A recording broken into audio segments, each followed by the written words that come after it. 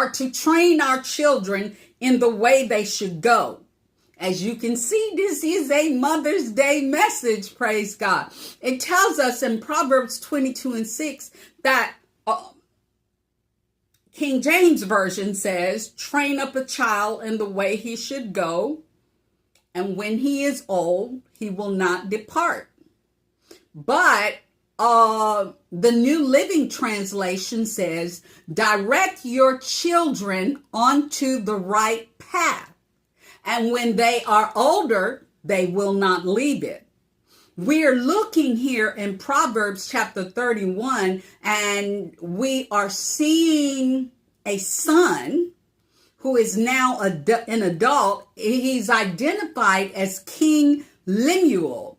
King Lemuel in Proverbs 31. So I did a little research trying to find out who King Lemuel was. He's only identified as a biblical king in the Bible. His identity is not certain, but here King Lemuel is in Proverbs 31. And I don't know what the occasion is. I don't know, maybe he's going through some stuff. Maybe he's hit a rough patch. But something is provoking him to remember the words of his mother. When my son went to college, I prepared my son by going to college, and I told him, I said, look, you're not going to college to find your wife. You're not going to college to meet your best friends for life.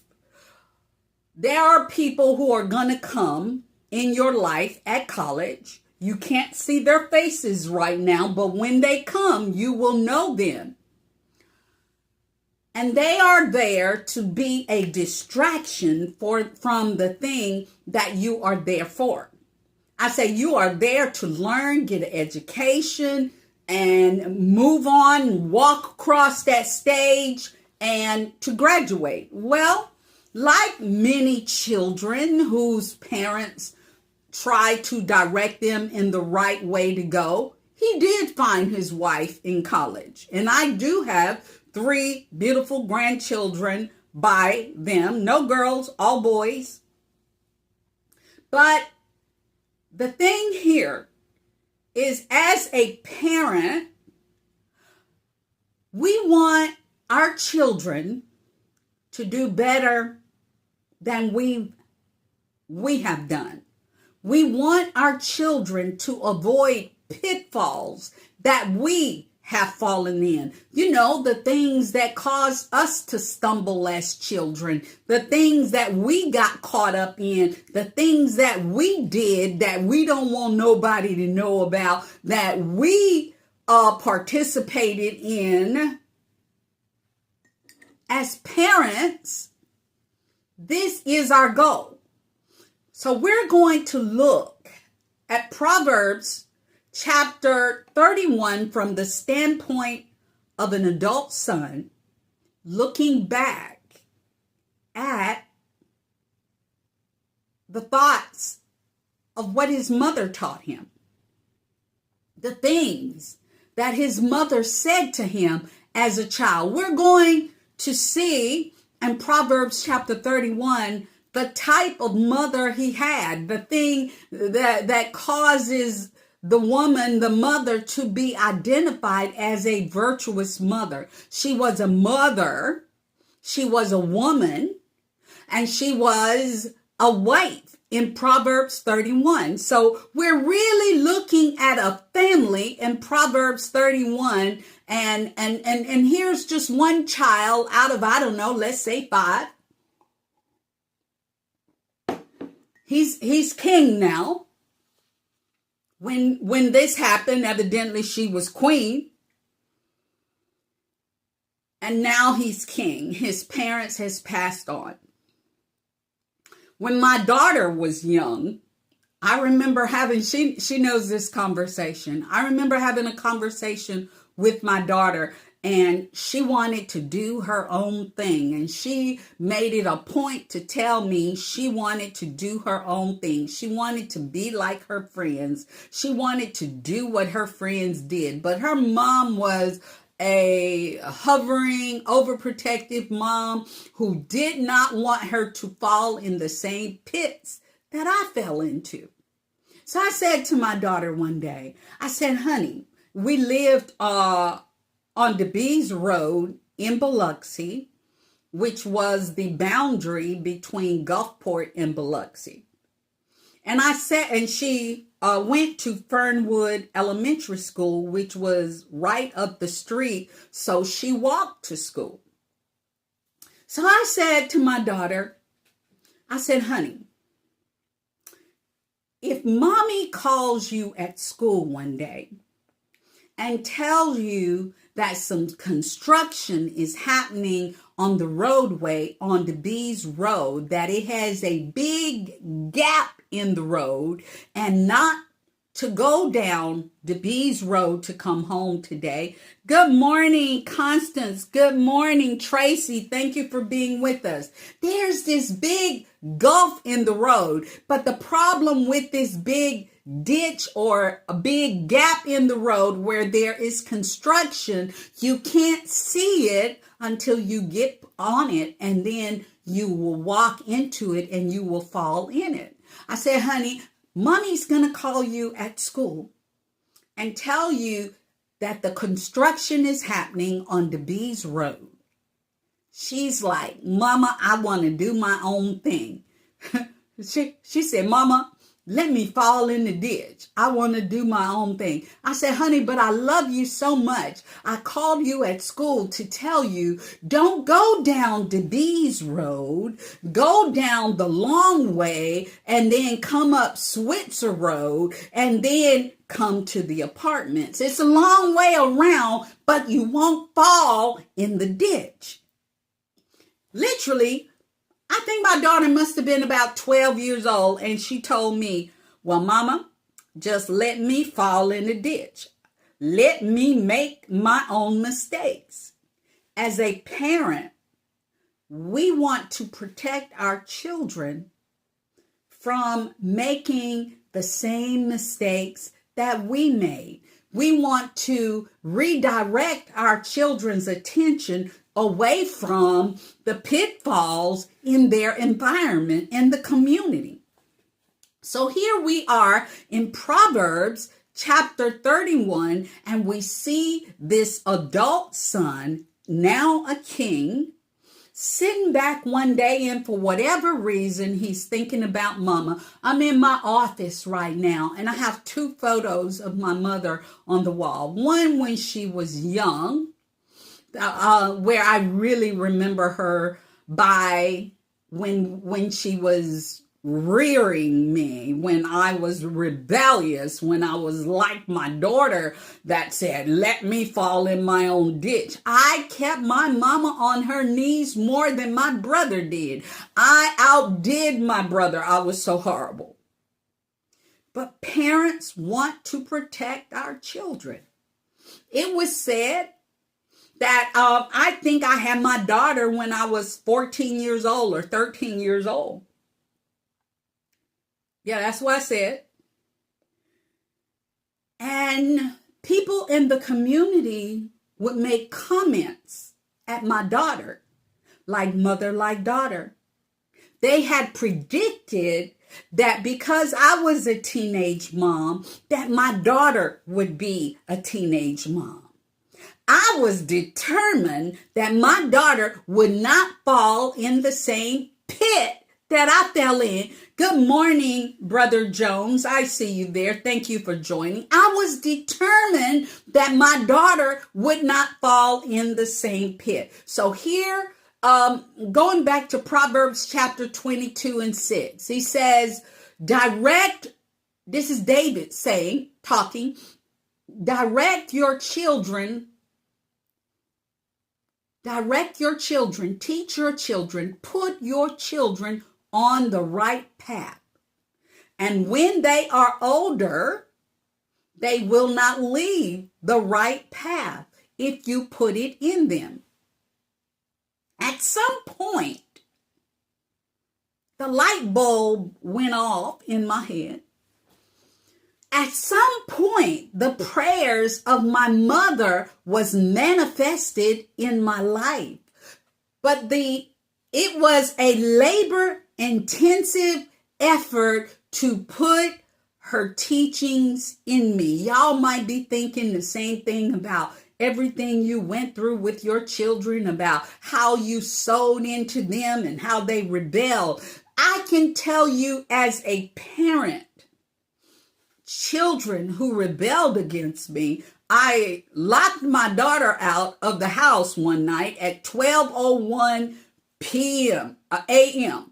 I told her it was 11. I told her your curfew is at 11 p.m.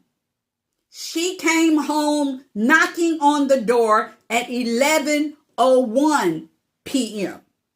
I say, wherever you've been, that's where you need to go back to, because she was a young adult and she thought she could come and go and do as she pleased. And I said, you have a curfew. And she just, decided she wasn't going to listen to me. How many of you know bought lessons? Those are lessons you learn from experience. Bought lessons are the best lessons. When you suffer the consequences of your actions. As parents, sometimes we've got to permit our children to feel a little pain. Sometimes. But here we are. King Lemuel is a biblical king unidentified in the Bible. When I used to read King Lemuel, because much of Psalms, Proverbs is written or dictated by King David, I just assumed that this was one of King Solomon's son, that this must be another name for Solomon, so to speak. But as I did my research this morning, I learned that King Lemuel is an unidentified biblical king. He was a king that followed the teachings of the Bible. You could say that followed, Mosaic law. Okay? It says here in Proverbs chapter 1, the sayings of King Lemuel contains this message which his mother taught him. Would not be here if he wasn't reflecting. His mother is not speaking, but she is speaking to him through his memory. You might remember some things that your mother told you not to do. You might remember some things that your mother tried to stop you from doing. You might remember some people that your mom told you, I don't like that person. You might need to quit hanging around that person. You might remember some things that your mom told you, you good at this, but you really ought to work harder at that. The sayings of King Lemuel contains this message, which was from his mother, which was taught to him by his mother. She says to him, in his memory, he's thinking, she said, oh, my son, oh, my son, oh, the son of my womb. Imagine your mother saying to you, oh, my son, oh, my daughter, oh, the child of my womb. Oh, my son, son of my vows. She's expressing love when she says, oh, my son, listen, my son. She's obviously expressing this to her son because she cares and she loves him. He might have been a young child. He might have been a teenager, but she is saying to him, do not waste your strength on women, on those who ruin kings, prostitutes. Do not waste your strength on women. It is not for kings, O Lemuel. He talking about women. Then she goes into wine. It is not for kings, O Lemuel, to guzzle up wine. She's teaching him how to be a king of etiquette. She's teaching him the do's and the don'ts of the kingdom. O Lemuel, it is not for kings to do not waste your strength on women, on those who ruin kings. You know, your associations with people can ruin you. And she is saying, she's identified women, meaning that has been the downfall of king after king after king. Do not waste your strength on women. It is not for kings, O Lemuel, to guzzle. She didn't say don't drink wine. She said to guzzle wine. What? To be a drunkard. Rulers should not crave alcohol, for if they drink, they might forget the law. They might pervert the law. It is not for rulers to crave alcohol, for if they drink, they may forget the law and not give justice to the oppressed. Alcohol is for the dying, and wine is for those in bitter distress. Let them drink and forget their poverty, and remember their troubles no more. Speak up for those who cannot speak for themselves, and ensure justice to those who are being crushed. Yes, Lemuel, speak up for the poor and the helpless, and see that they get justice. There were two things mommy in Proverbs, this virtuous woman in the book of Proverbs, is preparing her son for kingship. There are two things she has identified: women and alcohol. And then she stresses to him, it's your job to ensure that the poor, the oppressed, gets justice, and that you speak up for them. If you get drunk, if you're a drunken king, you might forget what your job is, O King Lemuel. Then he remembers the saying where she said, who can find a virtuous woman? Many think by reading the scripture that someone is talking about a specific virtuous woman. But just like she told him, it is not for kings to get drunk and crave alcohol. It is not for kings to waste their strength on strange women. And then she backs up and she begins to teach him about finding a wife. Who can find a virtuous woman, Lemuel? Let me tell you what to look for in a wife, Lemuel. She is more precious than ruby. Her husband can trust her. She will greatly enrich his life. She brings him good and not harm. She finds wool and flax and busily spins it. She's a manufacturer, so to speak. She is like a merchant ship, bringing food from afar. She gets up before dawn and she prepares breakfast for her house. And she plans the day's work for her servant girls. She decides what everybody's gonna do today. She goes to inspect a field. She looks at property, and then she inspects it, and then she buys it. With her earnings, she plants a vineyard. This woman, Lemuel, that you're looking for, she is energetic, she is strong, and she is a hard worker. She makes sure her dealings, the deals she makes in the marketplace, is profitable to her family. Her lamps burn late into the night.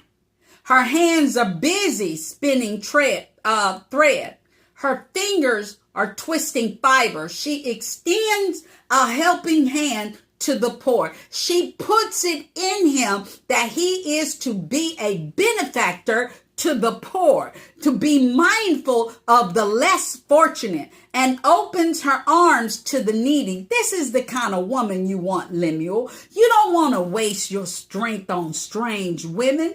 This is the kind of woman you're looking for. She has no fear of the winter for her household. She's not worried about how cold it's going to be. Why? Because everybody in her house has warm clothes. She makes her own bedspreads. She dresses in fine linen and purple gowns. Her husband is well known in the city. Lemuel, if you get this kind of woman as your wife, you will be well known and praised in the city. Oh, Lemuel got a fine wife. I tell you, Lemuel's wife is a benefit to him, and she does not cause him pain. She's always taking care of the poor and the needy. She's always busy in the marketplace. She's buying fields and planting vineyards. I tell you what, why? Because she's feeding out of that vineyard. She makes belted linen garments and sashes, and she sells them. She's an entrepreneur. She is clothed with strength and dignity. Not just fine clothing, but strength and dignity are her clothing. When she speaks words, her words are wise. Lemuel, this is the kind of woman Lemuel's mother told him as a youth, that you're about to be king, Lemuel, and it is not for you to crave alcohol, Lemuel, or waste your strength on strange women. You want somebody that's going to do you good and not harm you. You want somebody, Lemuel, who's going to be be your backbone, be your support, that helps the poor, considers the needy, and this and that. She carefully watches over everything in her household and suffers nothing from laziness. Her children stand, and they called her blessed. If you get the right kind of woman, Lemuel, if you don't waste your time on prostitutes and crack addicts, Lemuel, there are many virtuous and capable women in the world. There are many in the world. But this woman, when you find her, you will find that she surpasses all of them. Charm is deceptive and beauty is vain, and it does not last. So don't be deceived, Lemuel, by charm and beauty. That's not what it's all about. It's not to say that the woman that I'm telling you about is not beautiful and is not charming. I'm just telling you, look a little further. Dig a little deeper, my son. Oh, my son, the son of my womb. I would for you to do better than I and your father. Maybe mommy is saying your daddy was a hoe and he had all kinds of concubines. And I'm telling you, Lemuel, don't make the mistake that your father made.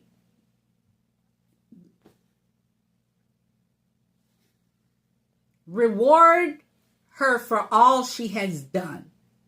Let her deeds publicly declare her that she is praised. This is a king who is now reflecting on something, on a conversation his mother had with him. When my son was getting off to college, I wrote him letters in college. I warned him. I sat him down with me. Even today, I still instruct my daughter and my son in the way of life. Parents, as mothers, we want our children to do better than we have done. But as children, you must remember that your mother put something in you. And if it has not grown yet, then it is time for it to mature and to grow. For you to grow. I tell you, I was my mother's nightmare of a child.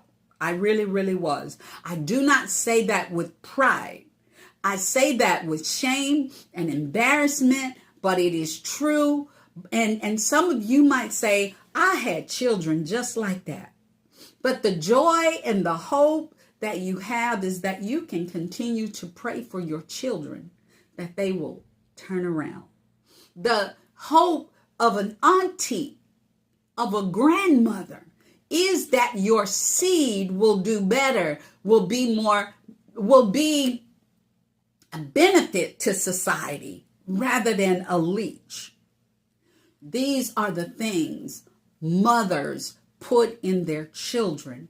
Daddy is not always around, it is sad to say. This is not daddy bashing day. This is about what mommy put in me. What did mommy tell me? What did mommy teach me?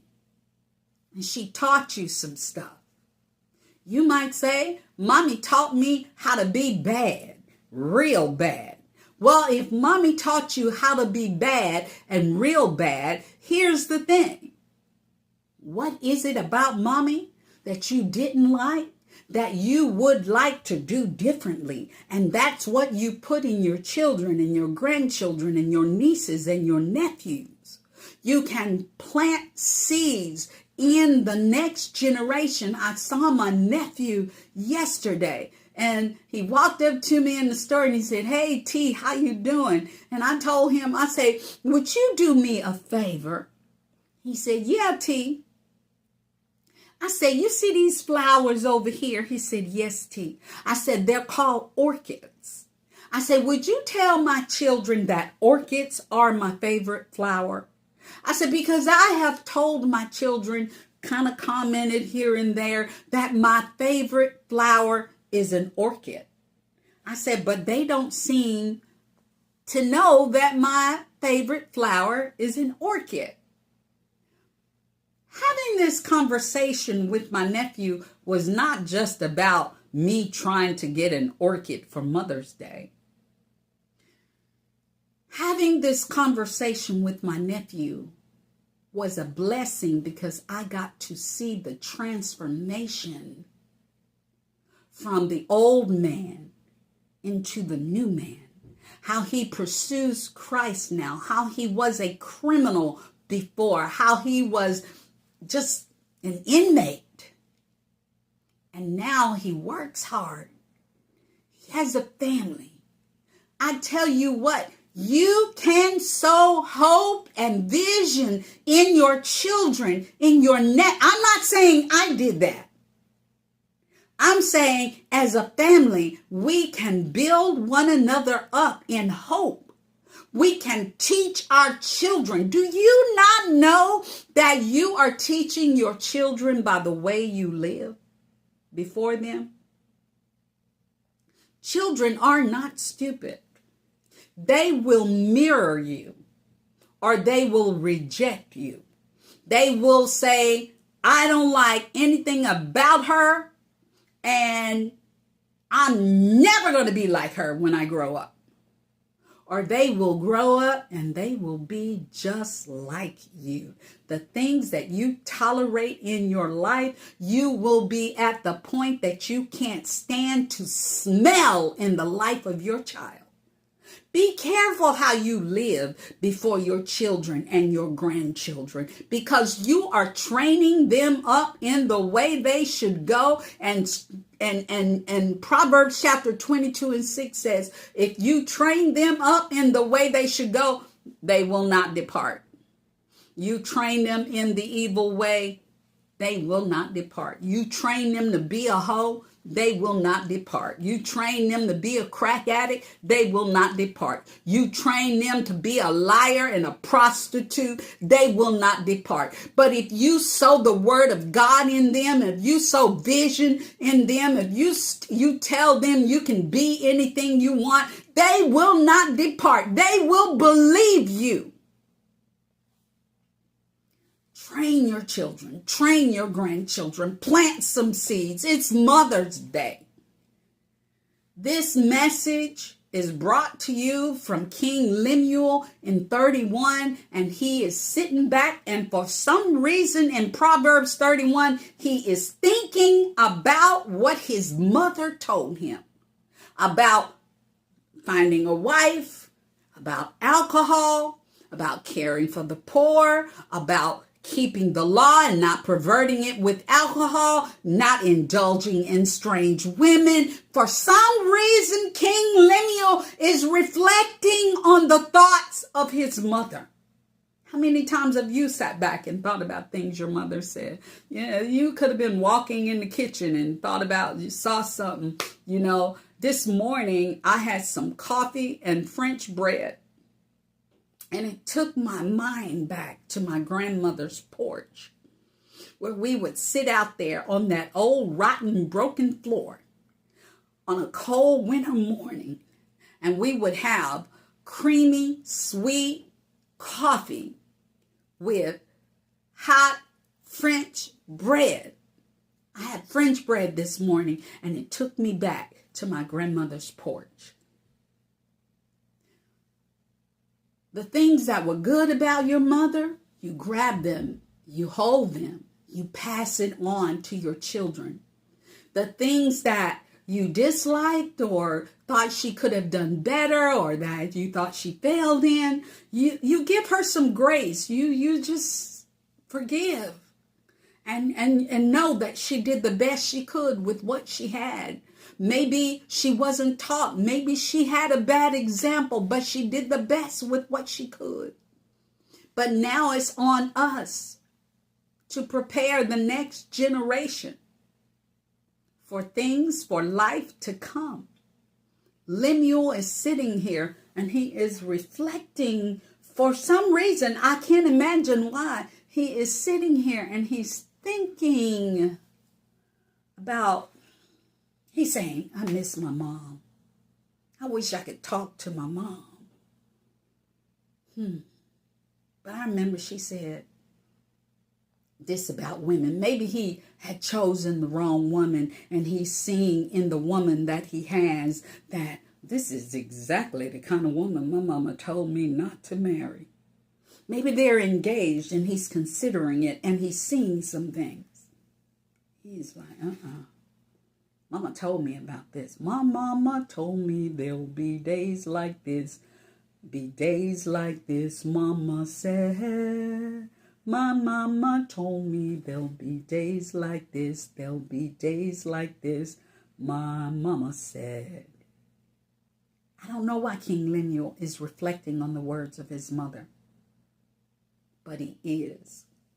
Give your children something to think about. Today, I wrote on the board for a coming message.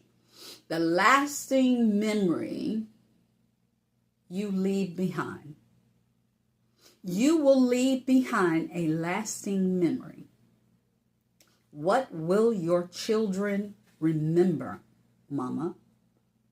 What will your children cling to when you are gone? We are to prepare our children to be able to live their adult lives without us, because we are not going to be here always. What will they remember?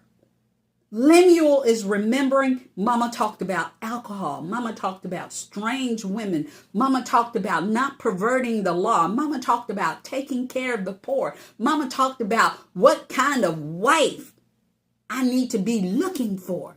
Lemuel is thinking about all this that Mama, what will your children, your grandchildren remember about you? I'm not talking about your mistakes. I'm talking about advice that you gave them that will help them get through hard times? Are you putting something in them to help them survive, to help them to make good decisions, reasoning, the ability to reason themselves in situations? What are you putting in them? Are you putting anything in them? Are you putting strength and wisdom in them? This is what we should be sowing in our children and our grandchildren. Today's title message is The Voice of a Wise Mother. And here it is, the voice of the wise mother. Long after she is gone, her son, who is now in the position of authority, is remembering what mama said. He's remembering the words of his mother. Give your children and your grandchildren something to remember. And it said her clothes are strength. Let's see here. She is clothed in strength and dignity. Give your children strength and dignity. Dignity about how we conduct ourselves. You know, how you see on TV I was watching the Brady Bunch, the movie last night, and it says, Marsha told this boy who was trying to kiss her and trying to go to third base with her, she said, I'm a Brady. Brady's live by their own moral standards. This is not what we do. Dignity is teaching your children, you're a Brady, you're a Newsom, you're a Smith, you're a Jones. We've got dignity. And we are strong people. We're not led astray by our nose. No, we can make good decisions. Put this in your seed. So that when you're not here anymore, your children, your grandchildren, your niece, your nephew will remember what you have said. God bless you today. Pray this word was a blessing to you. I know it blessed my heart. Because I know sometimes my kids come back and say, Mama, you remember when you said da, da, da, da? And I go, yeah, I remember.